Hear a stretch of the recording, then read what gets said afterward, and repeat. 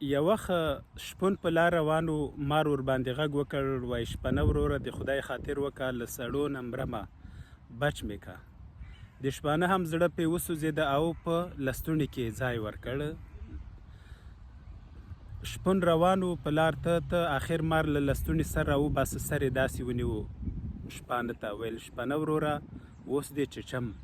شپانه ورته ویلې چې ماره وروره د خدای خاطر وکړه، دا څه وایې؟ ما خو درته ځای درکړه، ښېګړه مې در سره وکړه، نږدې و مړ سې، له مرګ مې وژغورلې، ته اوس ما چیچې؟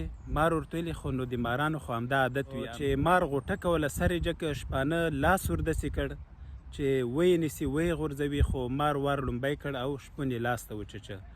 همدې سره چې شپون لاس داسې وواهه، مار هم وغورځېده او مار خپل کومې خوا ته لاړ او شپانه چغې او فریاد وایي. په دې منځ کې سړی په مخه راغی، ورته ویلې شپنه ولې چغې وهې؟ ویل مار وچیچلم. ویل چیرته یې وچیچلی؟ ویل لاس ته یې وچیچلم. نو وایي که مار چیچلی خو پښې ته به یې چیچلې، لاس ته څنګه در ورسېده؟ نو شپانه کیسه ورته ویلې چې مار ته په لستوڼي کې ځای مه ورکوه. دا کیسه هم داسې شروع سوه او په متل بدله سوه. راتلونکي کې به د دې متل په یوه بله بڼه خبرې کوو چې وایي پلانی د لستوڼي مار دی. که خپله متلونه لرئ زموږ سره یې شریک کړئ.